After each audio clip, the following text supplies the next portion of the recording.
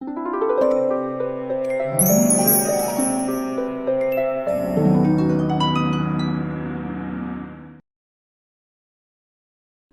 अपने परिवार के साथ मुंबई में एक पुराने से घर में बहुत सालों से रह रहा था। इस बार जब से उसको डेंगू हुआ, वो बिस्तर से उठ ही नहीं पाया।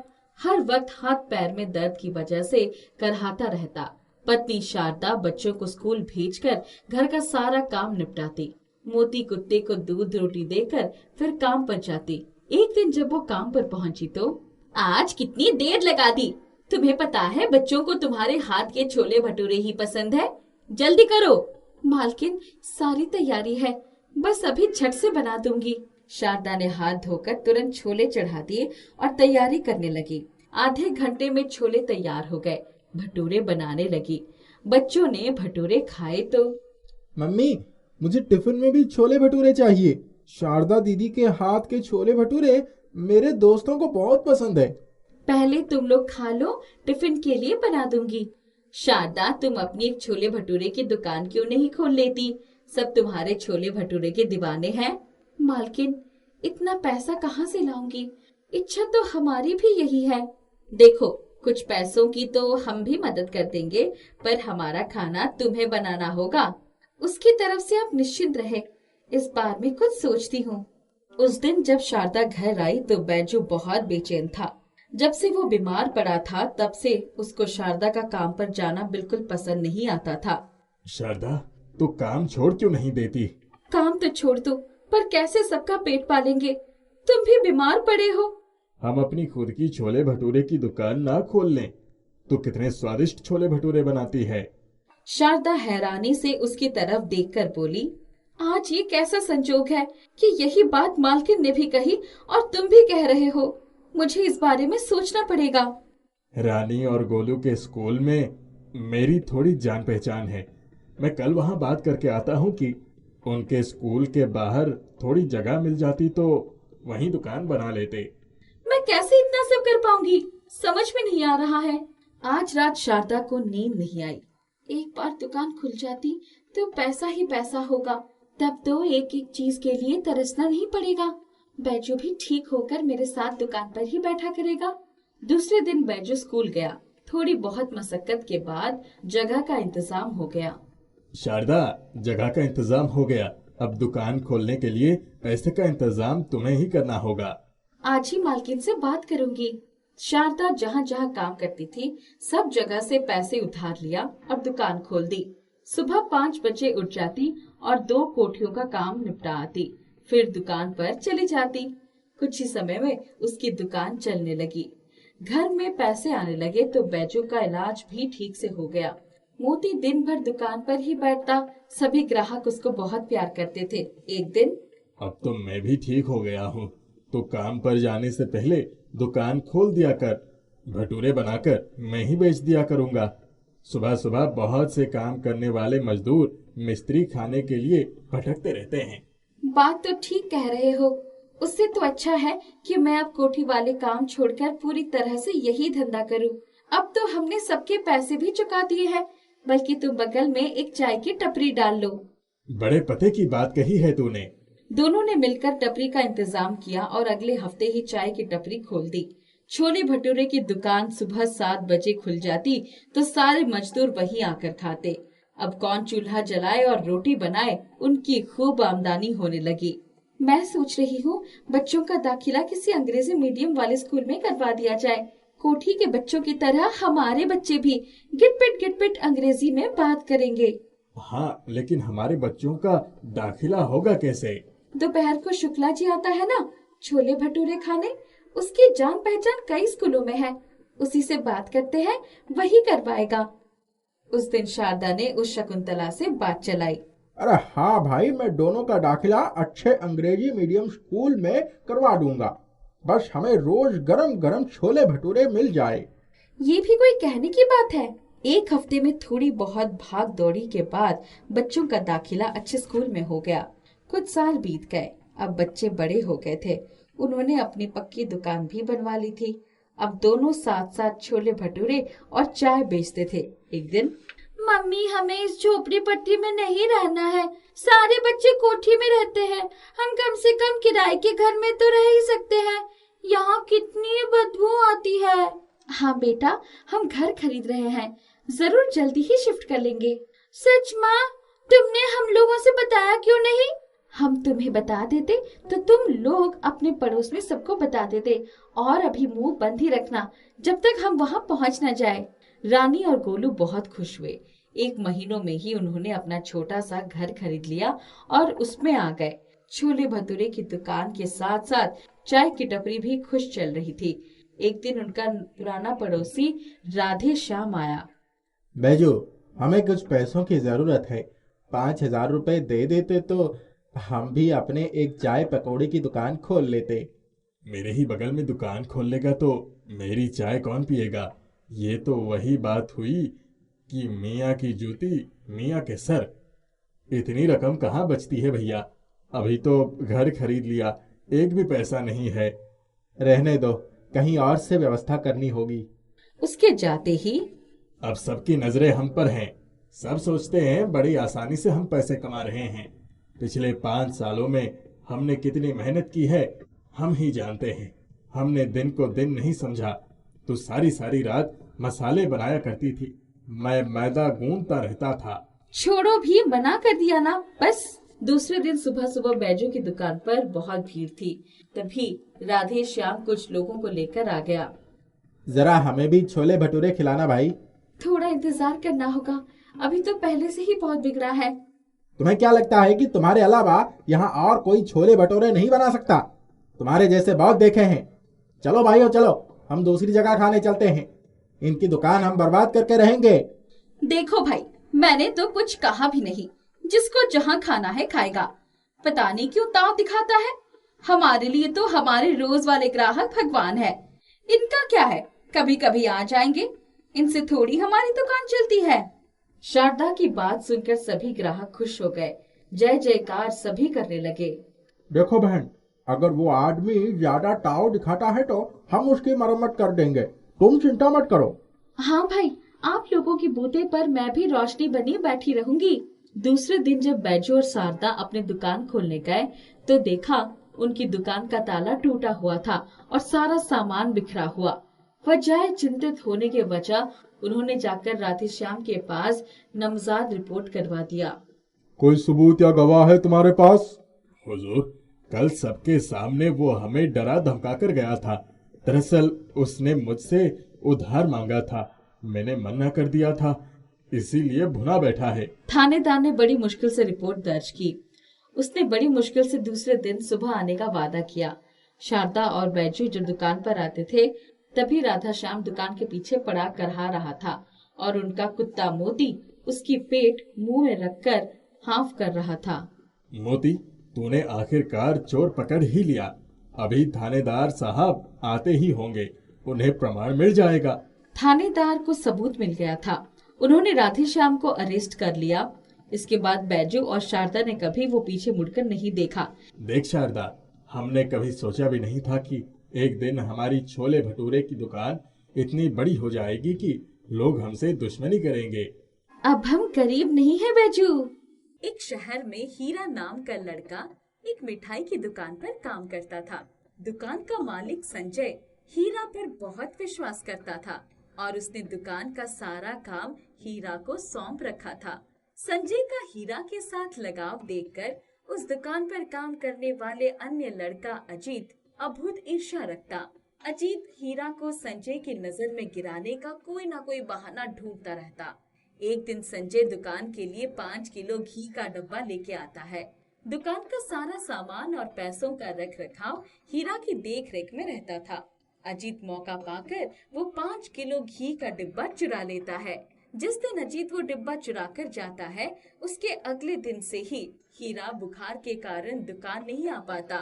अरे अजीत, तुमने वो घी का डिब्बा देखा है जो मैं अभी कुछ दिनों पहले ही लाया था? अजीत तो इसी मौके की तलाश में था। जी मालिक, वो तो हीरा अपने साथ ले गया। जिस दिन से वो डिब्बा लेकर गया है उसी दिन से वो छुट्टी पर है। लेकिन हीरा उस डिब्बे का क्या करेगा? दुकान का सारा सामान तो उसी की देख रेख में रहता है।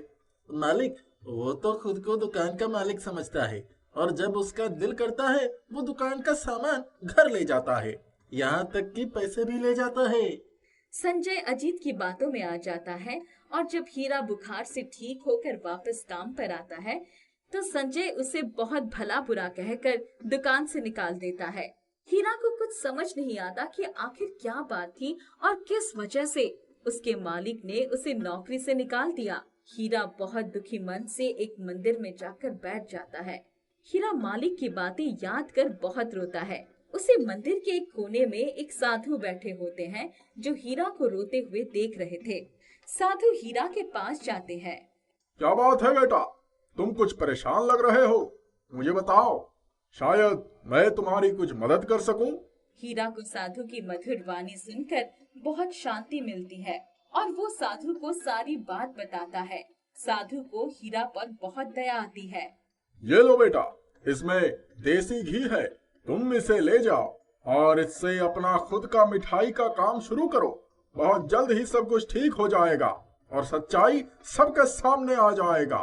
इन सब में ये घी तुम्हारी सहायता करेगा। लेकिन बाबा, इतना सा घी ये सब कैसे करेगा? बेटा, ये जो घी मैं तुम्हें दे रहा हूँ, ये कोई मामूली घी नहीं है, ये जादुई घी है। तुम्हें सिर्फ इसे 1 चम्मच में लेना है और उस मिठाई का नाम बोलना है जो तुम इस घी से बनाना चाहते हो। फिर तुम जादू देखना, कैसे उस मिठाई से भरा थाल अपने आप तुम्हारे सामने आ जाता है। हीरा को साधु की बात पर विश्वास नहीं होता, लेकिन वो साधु का मान रखने के लिए वो घी का डब्बा लेकर घर आ जाता है। उस साधु ने जो कहा, क्या वो सच है? क्या सच में ये घी जादुई है? देखता हूँ। गुलाब जामुन। इतना कहते ही हीरा देखता है उस छोटे से घी के चम्मच से एक बड़ा सा थाल निकल रहा है जो गुलाब जामुन से भरा है। हीरा की खुशी का तो ठिकाना ही नहीं रहता। बर्फी। इतना कहते ही चम्मच से बर्फी से भरा एक थाल निकल आता है। हीरा मिठाई चखकर देखता है और मंत्र मुग्ध हो जाता है, क्योंकि उसने कभी भी ऐसी मिठाई नहीं खाई थी। हीरा शहर के बाजार में रेहड़ी लगाकर मिठाई बेचने का कार्य शुरू कर देता है। वो प्रतिदिन सुबह उठकर जादुई घी को चम्मच में लेकर कभी गुलाब जामुन तो कभी बर्फी, कभी रसगुल्ला तो कभी जलेबी मिठाइयाँ बनवाता और उन्हें बाजार में जाकर बेचता। हीरा की मिठाई बाजार में खूब बिकती। उसकी मिठाई की महक पूरे बाजार में फैल जाती है और लोग उसे खूब सारी मिठाइयाँ खरीदते हैं। धीरे धीरे हीरा का काम खूब चलने लगा, जिससे उसे अच्छी कमाई होती। जल्द ही हीरा ने पैसे जोड़कर एक दुकान खरीद ली। वो दुकान उस दुकान के बगल में ही थी जहाँ वो नौकरी करता था। हीरा वो जादुई देसी घी अपनी दुकान में ही छिपा कर रख देता है। प्रतिदिन हीरा सुबह दुकान आकर उस जादुई देसी घी को चम्मच में लेकर विभिन्न प्रकार की मिठाइयाँ बनवाता और फिर उन मिठाइयों को दुकान में बेचने के लिए लगा देता। मिठाई की खुशबू पूरे बाजार में भर जाती और लोग मिठाई खरीदने उसकी दुकान पर लपक जाते। हीरा की दुकान के कारण संजय की दुकान में ग्राहकों की कमी होने लगी। जहाँ हीरा की दुकान ग्राहकों से भरी रहती, वहाँ संजय की दुकान पर इक्का दुक्का ही कोई ग्राहक आता। इस बात से संजय को हीरा से बहुत ही ईर्ष्या होने लगी। हीरा की दुकान पर अब सिर्फ मिठाई ही नहीं, बल्कि विभिन्न व्यंजन जैसे समोसे, कचौड़ी, पकोड़े आदि भी मिलते। एक दिन अजित हीरा को घी की सहायता से मिठाई बनवाते देख लेता है और वो ये बात जाकर संजय को बताता है। मालिक, मुझे पता चल गया। अरे, सांस तो ले ले। क्या पता चल गया तुझे, जो इतनी तेजी से भागता हुआ आ रहा है? मालिक, मुझे पता चल गया कि आखिर उस हीरे के पास ऐसा क्या जादू आ गया जो उसकी दुकान पर हमेशा ग्राहकों की भीड़ रहती है और हमारी दुकान खाली पड़ी रहती है। अजीत संजय को सारी बात बताता है। अच्छा, तो ये बात है। अब तो वो घी में लेकर ही रहूंगा। संजय अजीत के साथ मिलकर उस घी को चुराने की तरकीब निकालता है और मौका पाकर वो घी का डिब्बा हीरे की दुकान से चुराकर अपनी दुकान पर ले आता है। जलेबी। संजय के इतने कहते ही वो जलेबी से भरा जिसकी महक पूरी दुकान और दुकान के आसपास फैल जाती है। संजय इस प्रकार घी की सहायता से गुलाब जामुन, बर्फी, पेड़ा, समोसे, कचौड़ी आदि चीजें भी बनवाता है। संजय की दुकान इन सब चीजों की महक से भर जाती है और आसपास भी इन चीजों की खुशबू फैल जाती है। संजय की दुकान पर भी ग्राहकों की भीड़ लगने लगती है और लोग उससे मिठाई, समोसा, कचौड़ी आदि चीजें लेके जाने लगे। अब संजय को हीरा को नीचे दिखाने का मौका मिल गया, लेकिन उसकी चोरी की ये दुकान ज्यादा देर न चली। अब भाई साहब, ये ले जाइए आपकी जलेबी, आप ही खाइए ये नमकीन जलेबी चटनी के साथ। मुझे तो मेरे पैसे वापस चाहिए। अरे ये लो भाई तुम्हारा समोसा और मेरे पैसे वापस करो। क्या कभी समोसा नहीं खाया तुमने? समोसे में नमक की जगह चीनी भर दी गई है। अरे चीनी वाला समोसा, नमक वाली जलेबी, ये आप लोग क्या कह रहे हैं? अरे भाई, अगर तुम्हें हमारी बात पर विश्वास ना हो रही है तो खुद ही चक्कर देख लो। संजय जैसे ही जलेबी और समोसा चखता है, वो वैसे ही निकलते हैं जैसे ग्राहक बता रहे थे। नमक वाली जलेबी और चीनी वाला समोसा। धीरे धीरे और भी ग्राहक जो संजय के सामान लेकर गए थे, उसे सामान वापस देकर पैसे लेने आ जाते हैं। संजय को अपनी गलती पर बहुत पछतावा होता है। वो घी का डिब्बा लेकर तुरंत ही हीरा के पास वापस जाता है और उसे अपनी क्रिया की माफी मांगता है। इधर अजित को भी हीरा की नेक दिली देखकर अपने बर्ताव के लिए पछतावा होता है। वो हीरा और संजय को सारी असलियत बता देता है कि कैसे उसने घी का डब्बा चुराकर हीरा पर इल्जाम लगा दिया था। उन लोगों के पछतावा के आंसू देखकर हीरा उन्हें माफ कर देता है। अब हीरा अपने जादुई देसी घी से बनी कुछ मिठाइयाँ संजय की दुकान पर भी बेचने लगता है, जिससे संजय की दुकान पर भी ग्राहक आने लगते हैं और दोनों की दुकान अच्छी चलने लगती है। अजित दोनों दुकानों की देखभाल का काम किया करने लगता है। बहुत समय पहले की बात है। किसी गांव में एक भावना नाम की औरत रहती थी। भावना बहुत ही गरीब थी और वह उस गांव में एक छोटी सी झोपड़ी बनाकर अपने बेटे के साथ रहती थी। उसके बेटे का नाम रोहन था।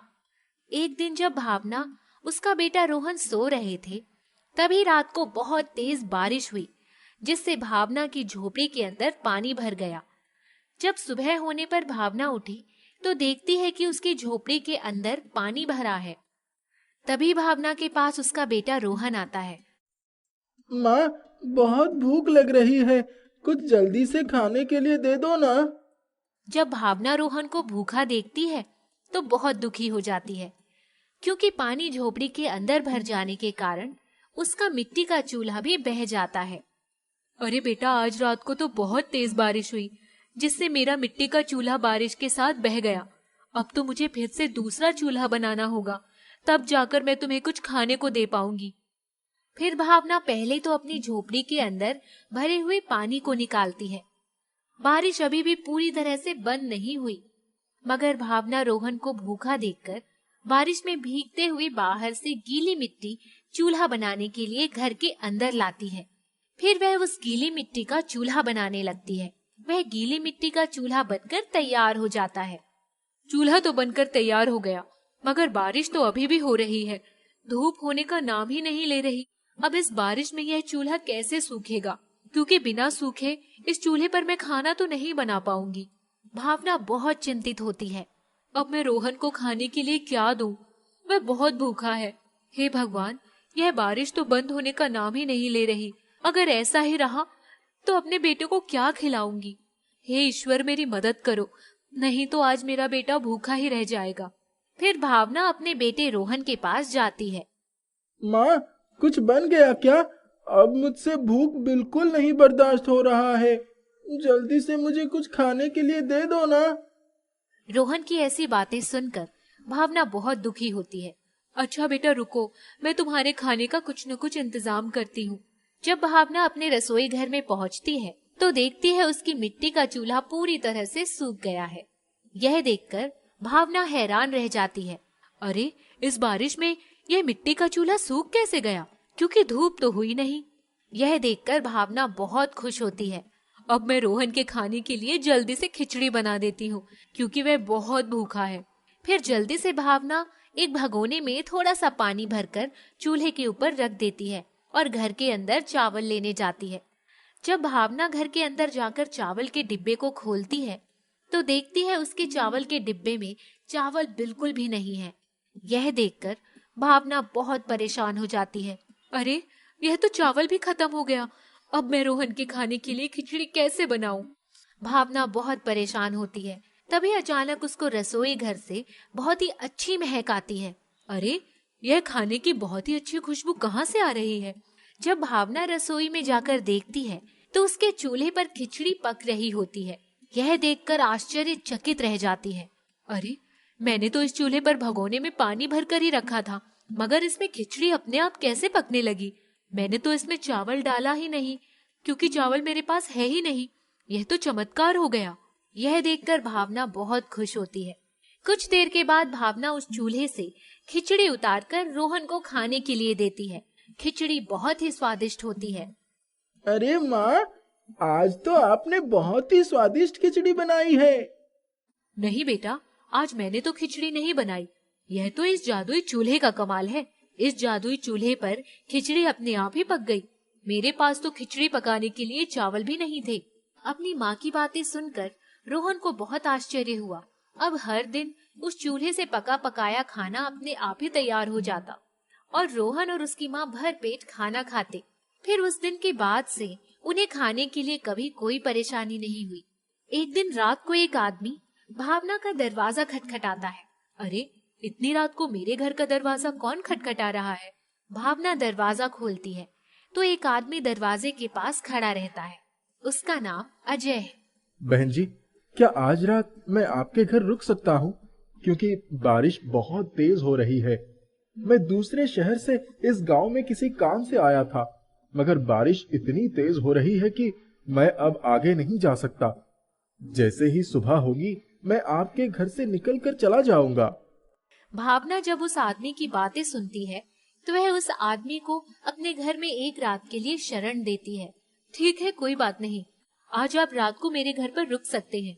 रात को भावना उस जादुई चूल्हे से पका पकाया खाना निकालकर रोहन और उस आदमी को परोसती है। उस जादुई चूल्हे का पका पकाया खाना जब अजय खाता है तो बहुत खुश होता है। अरे बहन जी, आपके हाथों में तो लगता है जादू है। आज आपने तो मुझे बहुत ही स्वादिष्ट खाना खिला दिया। इतना स्वादिष्ट खाना तो मैं पहले कभी नहीं खाया। मैं गांव के पास एक ढाबा खोलने के लिए शहर से इस गांव में आया था। मैं अब सोच रहा हूं कि अगर आप मेरे ढाबे के लिए अपने हाथों से खाना बनाकर देंगी तो मेरा ढाबा बहुत ही चलेगा और आपके इस स्वादिष्ट खाने की वजह से मेरे ढाबे पर बहुत लोग आएंगे। क्या आप मेरे ढाबे के लिए अपने हाथों का खाना बनाकर दे सकती हैं? इसके बदले में मैं आपको अच्छा खासा पैसा भी दे दिया करूंगा। अजय की बातें सुनकर भावना की खुशी का ठिकाना नहीं रहता। क्यों नहीं, मैं आपके ढाबे के लिए खाना जरूर बनाऊंगी। कुछ दिन के बाद अजय गांव के पास एक ढाबा खोलता है। फिर भावना हर रोज उस जादुई चूल्हे से बना खाना ढाबे पर देने लगती है, जिससे उसे अच्छे खासे पैसे मिलने लगते हैं। उन पैसों से वह अपने लिए एक अच्छा सा घर बनवाती है और रोहन के लिए अच्छे अच्छे कपड़े और जरूरत की चीजें खरीदती है। अब भावना को किसी भी चीज की कोई कमी नहीं। उसकी सारी गरीबी दूर हो जाती है। फिर वह खुशी खुशी रोहन के साथ अपना जीवन बिताने लगती है।